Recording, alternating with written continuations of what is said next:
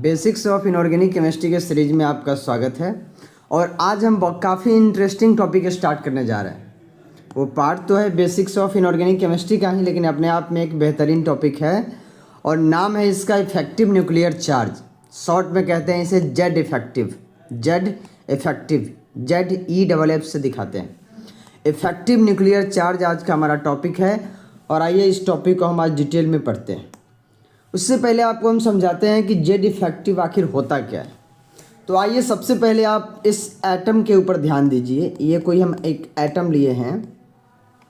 आपको पता है कि एटम के बीच में होता है न्यूक्लियस। देखिए यहाँ पे न्यूक्लियस है, प्लस चार्ज है।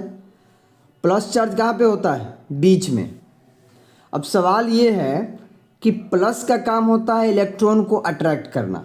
तो ये प्लस जो है ये इस इलेक्ट्रॉन को, यानी आउटर मोस्ट ऑर्बिट में बैठे हुए इलेक्ट्रॉन को अपने तरफ अट्रैक्ट कर रहा है। ये अपनी तरफ क्या कर रहा है? अट्रैक्ट कर रहा है। लेकिन इसके अंदर का जो सेल का इलेक्ट्रॉन सब है ये थोड़ा सा इसको ढक रहा है, इस इलेक्ट्रॉन को कवर कर रहा है। यानी इसका जो पावर है इस इलेक्ट्रॉन तक ये पहुंचने में दिक्कत कौन दे रहा है? ये बीच का इलेक्ट्रॉन। ये बीच का इलेक्ट्रॉन सब है ये इस इलेक्ट्रॉन को कवर करके बैठा हुआ है। और ये जो अपना फोर्स मान लेते हैं 3 यूनिट का लगा रहा है, तो यहाँ पर 1 यूनिट का ही फोर्स फील हो रहा है। तो बीच का इलेक्ट्रॉन कौन सा काम कर रहा है? ये जो बीच वाला इलेक्ट्रॉन सब है ये सब सील्ड करने का काम कर रहा है। क्या काम कर रहा है? सील्ड करने का, यानी ये ढक रहा है। बीच का इलेक्ट्रॉन इस इलेक्ट्रॉन को ढक रहा है। ये प्लस इसको अपनी तरफ खींचना चाह रहा है, लेकिन ये इलेक्ट्रॉन इसको खींचने नहीं दे रहा है, थोड़ा सा इसका पावर घटा दे रहा है। तो इसका, इस प्लस का ओवरऑल जो पावर इस पे लग रहा है, ओवरऑल जो इस पर फील आ रहा है अट्रैक्शन का, यही होता है जेड इफेक्टिव। यानी जेड इफेक्टिव को हम दिखाते हैं जेड माइनस सिग्मा से। किससे? Z minus sigma. जहाँ पर जेड का मतलब है, देखिए यहाँ पर जेड का मतलब लिखा हुआ है नीचे। जेड का मतलब है न्यूक्लियर चार्ज। जेड का मतलब क्या है? Nuclear charge. एंड सिग्मा का मतलब है, सिग्मा है स्लेटर कांस्टेंट। अब स्लेटर कांस्टेंट क्या है ये बताते हैं। सबसे पहले समझिए जेड क्या है। तो मान लेते हैं कि इसका एटॉमिक नंबर 7 है। इस एटम का एटॉमिक नंबर कितना है? 7। तो 7 प्रोटॉन मिलकर के इस इलेक्ट्रॉन को खींचना चाह रहा है। तो यही है जेड, यानी कि 7 प्रोटॉन के बारे में यहाँ पे है। और बीच का इलेक्ट्रॉन जो है ये मान लेते हैं 7 प्रोटॉन का पावर यहाँ पर नहीं फील हो करके 3 प्रोटॉन का पावर कम फील हुआ, 4 का ही फील हुआ। तो ये जो घटा दिया 3, यही है सिग्मा। यानी कि सिग्मा ये है कि सिल्लिंग के कारण कितना प्रभाव घटा, ये है सिग्मा। और कितना लगा रहा था ये, मान लेते हैं अगर जेड एज्यूम कीजिए कि लगा रहा था 7 और कवर करके घटा दिया 3, तो ओवरऑल फील कितना हुआ? 4। तो ये जो 4 आप आंसर देख रहे हैं यही है जेड इफेक्टिव। यानी बाहर वाले पे इफेक्ट कितना आया न्यूक्लियर चार्ज का? 4। तो जेड इफेक्टिव कितना आ गया? 4। तो जेड माइनस सिग्मा का मतलब समझ में आया। जेड यानी कि एटॉमिक नंबर, जितना नंबर ऑफ प्रोटॉन्स है ये हो गया जेड। और सेलिंग करके जितना पावर घटा दिया ये हो गया सिग्मा। और ओवरऑल जितना फील हुआ बाहर वाले इलेक्ट्रॉन को अट्रैक्शन, ये हो गया जेड इफेक्टिव। राइट। तो अब इसके लिए किसी क्वेश्चन में इसको हम कैसे अप्लाई करेंगे, कैसे हम जेड इफेक्टिव निकालेंगे, आइए हम एक सवाल करके देखते हैं। लेकिन उससे पहले जानते हैं इसका रूल। कहता है कि NS and NP electron, rule से पहला for NS and NP electron, पहला देखिए for NS and NP electron के लिए कह रहा है कि अगर ढकने का काम NS और NP करे तो क्या होगा। तो सबसे पहले तो ये कहा जा रहा है कि अगर आपको कोई भी एलिमेंट मिल रहा है तो पहले आप उस एलिमेंट का इलेक्ट्रॉनिक कन्फिग्रेशन लिख लीजिए। पहले आपको उसका क्या लिखना है? इलेक्ट्रॉनिक कन्फिग्रेशन लिख लेना है। उसके बाद उसको arrange according to their cell, उसको उसके सेल के अकॉर्डिंग अरेंज करना है। उसके बाद SP वाले को एक सेम ग्रुप में डालना है, D वाले को एक डिफरेंट ग्रुप में डालना है, एंड F वाले को फिर एक अलग डिफरेंट ग्रुप में डालना है। उसके बाद बता रहा है कि NS और NP सेल का जो इलेक्ट्रॉन होता है उसका सील्ड करने का पावर, कवर करने का पावर, ढकने का पावर होता है 0.35। N-1 सेल में जो इलेक्ट्रॉन है उसका कंट्रीब्यूट करने का पावर है 0.85। एंड रेस्ट सेल में जो इलेक्ट्रॉन है उसका पावर कितना लगा रहा है 1। यानी NS और NP सेल में जो इलेक्ट्रॉन रहेगा ना वो जो ढकेगा तो उसका ढकने का जो कैपेसिटी है 0.35 है। N-1 सेल में जो इलेक्ट्रॉन है उसका ढकने का कैपेसिटी 0.85 है। और रेस्ट सेल जो बाकी बच गया अंदर का सेल उसका कैपेसिटी 1 है। उसका कैपेसिटी कितना है 1 है। तो आइए हम देखते हैं, एक काम करते हैं, एक सवाल लेते हैं ताकि इजी वे में आपको समझ में आए। तो सबसे पहले आपको निकालना क्या है, calculate Z effective of 4s electron in Fe iron में। तो सबसे पहले आप क्या कीजिए कि आयरन का इलेक्ट्रॉनिक कन्फिग्रेशन लिखिए। आयरन यानी कि Fe क्या होता है 26। आइए लिखते हैं 1s2 2s2 2p6 3s2 3p6 4s2 3d6। पहला काम कर लिए, इलेक्ट्रॉनिक कन्फिग्रेशन लिख लिया। अब कह रहा है सेल के अकॉर्डिंग इसको सजाइए। सबसे छोटा सेल पहले, उसके बाद उससे बड़ा और सबसे बड़ा वाला लास्ट में। तो देखिए इसको सजाते हैं। 1s2 के बाद 2s2 तो आता है, 2p6 3s2 3p6। अब देखिए थर्ड सेल का S-P और D तीनों एक साथ रहेगा तो 3d6 यहाँ पे लिखना होगा। उसके बाद लास्ट में 4s2। तो अकॉर्डिंग टू सेल हम सजा दिए। पहला सेल, ये दोनों मिला के दूसरा सेल, ये तीनों तीसरा सेल, ये चौथा सेल। अब क्या कह रहा है कि Sp वाले को एक ग्रुप में बांटिए, ठीक है, और D वाले को अलग। लेकिन एक बार आप वापस से रूल पर आइए कि रूल आपको क्या कह रहा है। वो कह रहा है कि NS और NP इलेक्ट्रॉन जो है ये कंट्रीब्यूट करता है 0.35। तो देखिए आते हैं सवाल पे। यहाँ पे NS क्या होता है, तो सबसे आउटर मोस्ट का जो S सब सेल होता है ना वही है NS। तो सबसे आउटर मोस्ट यही है ना। अच्छा, कैलकुलेट करना है जेड इफेक्टिव आयरन के लिए 4s इलेक्ट्रॉन। तो 4s में 2 इलेक्ट्रॉन है तो किसी एक ही इलेक्ट्रॉन पर आप निकालिएगा कि जेड का इफेक्ट कितना लग रहा है। तो बाकी का जो दूसरा इलेक्ट्रॉन होगा ये तो ढकने का काम कर रहा होगा ना, इसको एक पर निकालेंगे चार्ज, इसका अट्रैक्शन, और एक इलेक्ट्रॉन ढकने का काम कर रहा है। तो 4s का एक इलेक्ट्रॉन, और इसका पावर कितना है NS इलेक्ट्रॉन का कितना है 0.35। उसके बाद कह रहा है कि N-1। अब N-1 सेल कौन होता है, तो 4 से एक कम वाला। तो 3 यहाँ पे लिखा हुआ है, 3 है, 3 है, तीनों जगह 3 है ना, तो ये तीनों हो गया N-1। अब N-1 तीनों है तो तीनों में देखिए कितना इलेक्ट्रॉन है 6 12 और 2 14, यानी कि 14 इलेक्ट्रॉन है। और N-1 सेल के सेलिंग कैपेसिटी कितनी होती है, कितना कंट्रीब्यूट करता है 0.85, राइट। अब यहाँ आ जाइए, कह रहा है रेस्ट सेल जो बच गया, तो फर्स्ट सेकेंड सेल बच गया। इस टोटल का होता है कंट्रीब्यूशन कितना 1 का, तो 6 2 8 and 2 10 into 1। तो ये सब कौन है, ये जो इलेक्ट्रॉन सब है 10 इलेक्ट्रॉन यहाँ, 14 इतना, 14 इलेक्ट्रॉन यहाँ पर आ गया, एक ये हो गया। ये सब बीच वाला इलेक्ट्रॉन सब है जो इस एक इलेक्ट्रॉन पे इस न्यूक्लियर का अट्रैक्शन पहुँचने में डिस्टर्बेंस पैदा कर रहा है। ये सब डिस्टर्बेंस ला रहा है ना, ये सब डिस्टर्ब करने वाला सब है। तो टोटल जो डिस्टर्ब करने वाला है वो क्या होता है सिग्मा होता है, और जो लगा रहा है फोर्स वो होता है जेड। तो पहले हम सिग्मा निकाल लेते कितना आएगा, तो आप इससे मल्टीप्लाई कीजिएगा तो कुछ 10 आएगा, इसको कीजिएगा तो 11.9 आएगा प्लस 0.35 आएगा। आपको जो आता है आप एक बार कर लीजिएगा, ओके। और फाइनली आपका जो सिग्मा आएगा वो 22.25 के समथिंग आएगा, यानी सिग्मा निकल गया 22.25। यानी 26 गो प्रोटॉन मिलके इस इलेक्ट्रॉन पे पावर लगा रहा था, इसको अट्रैक्ट करना चाह रहा था, तो 26 लग रहा था। अब 22.25 ये खा गया बीच का इलेक्ट्रॉन। तो यानी हमें निकालना क्या है जेड इफेक्टिव।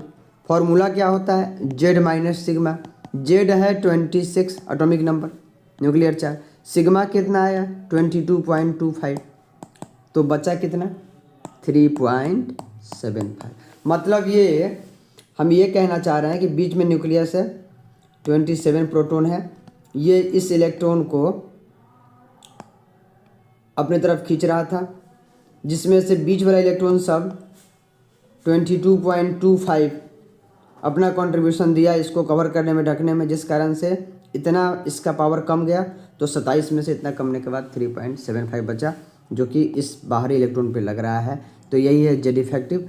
मेरे ख्याल से जेड इफेक्टिव कैसे निकलेगा ये आपको इस क्वेश्चन में समझ में आ गया होगा, राइट। एक और क्वेश्चन करेंगे। जब 2-3 आप क्वेश्चन कर लीजिएगा तो ऑलरेडी आपका डाउट सॉल्व हो जाएगा, इसलिए आप बेचैन नहीं हो, डायरेक्ट आप सवाल कीजिए और जवाब खुद पर खुद मिलेगा। देखिए, जिंक काम करने जा रहे हैं। क्या आपको पता है जिंक का एटॉमिक नंबर कितना होता है? तो जिंक का होता है 30। अब जल्दी से लिख लीजिए 1s2 2s2 2p6 3s2 3p6 4s2 3d10। अब क्या निकालिएगा? आप निकालिएगा जेड इफेक्टिव, लेकिन नहीं, आपको पता है रूल में बताया गया था इसको सेल वाई अरेंज करने के लिए। तो 1s2 2s2 2p6 3s2 3p6 and 3p के बाद 3 के समूह का फैमिली का ये है ना, तो इसको पास लाइए 3d10 and 4s2। Cell Y arrange कर लीजिए, सबसे बड़ा सेल सबसे लास्ट में है।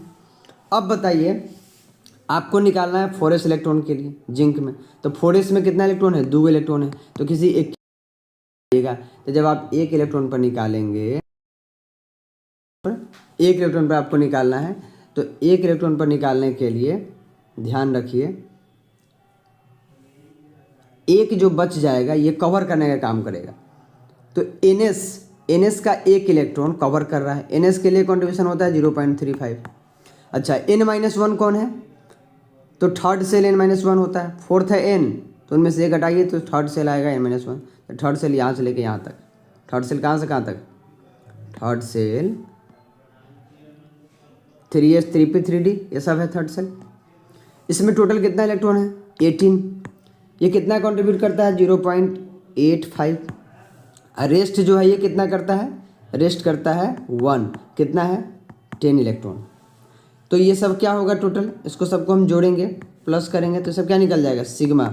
तो सिग्मा आप टोटल ऐड कीजिएगा तो 10 प्लस 15.3 प्लस 0.35, ये टोटल कितना आ जाएगा भाई?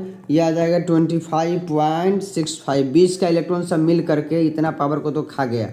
30 लगा रहा था, 22.65 गायब।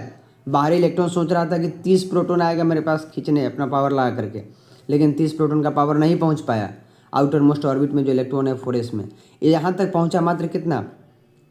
30 में से 22.65 को उठाने पर जो आएगा वही आएगा।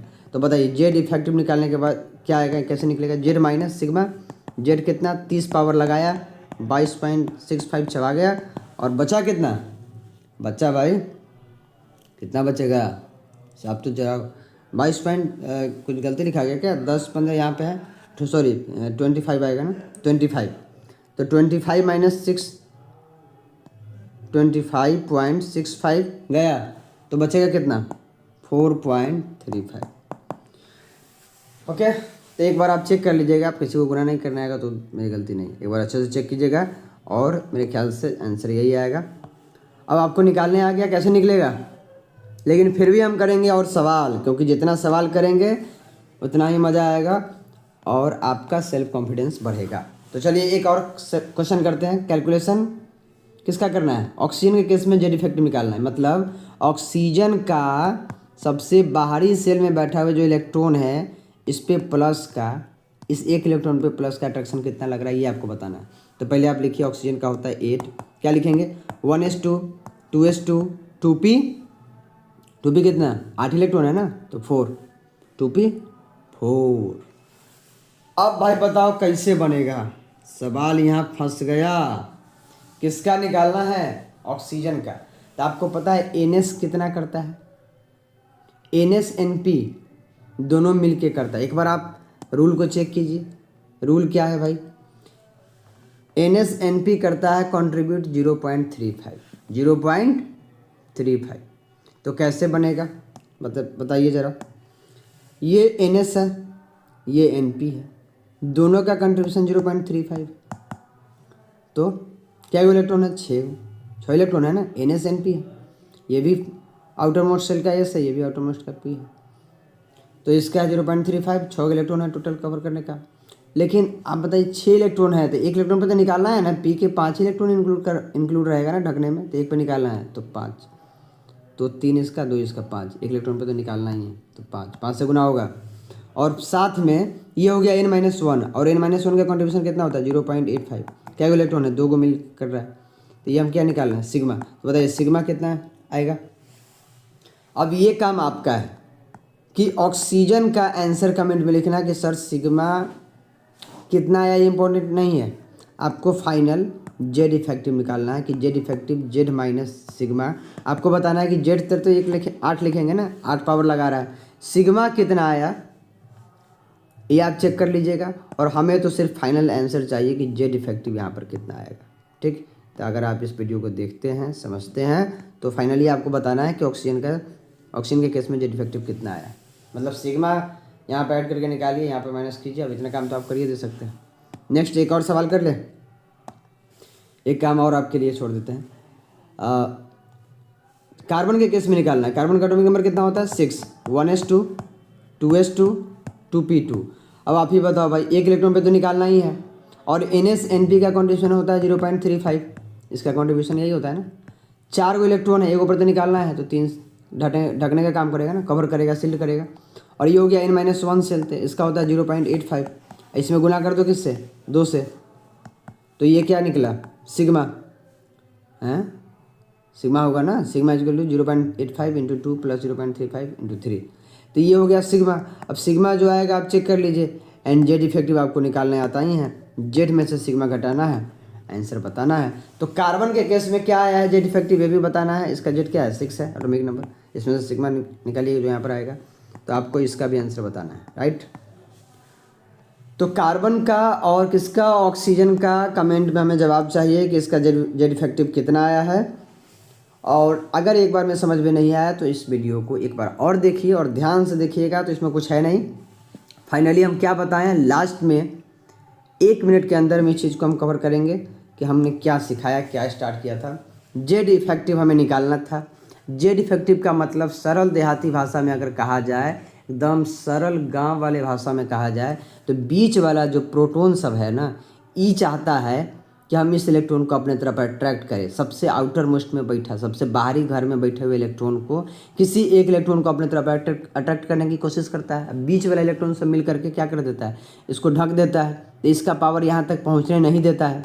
जब इसका पावर यहाँ तक नहीं पहुँचने देता है तो कुछ पावर घट जाता है, तो ये लगा रहा रहता है, मान लेते हैं 10, तो यहाँ फील होता है 2। अब बीच का इलेक्ट्रॉन से मिलके 8 को पावर खा जाता है। जो खा जाता है, ये सब जो खाया वो है सिग्मा, जो लगाया वो है जेड, और जो लगा अंत में वो है जेड इफेक्टिव। राइट, तो इस चीज़ को आप थोड़ा सा अच्छे से कवर करने की कोशिश करेंगे, और आपका काम है रूल याद रखना और ये दोनों का बनाना, और लास्ट में जवाब देना कि कार्बन और ऑक्सीजन के केस में कितना आया है। ठीक है, thank you so much. Next lecture में हम लोग मिलते हैं, और ढेर सारे क्वेश्चन और भी लाने वाले हैं जेड इफेक्टिव के, 2-4-5 क्वेश्चन और करेंगे स्टैंडर्ड, जो कि नीट जेईई के हिसाब से काफ़ी important. Right, thank you so much.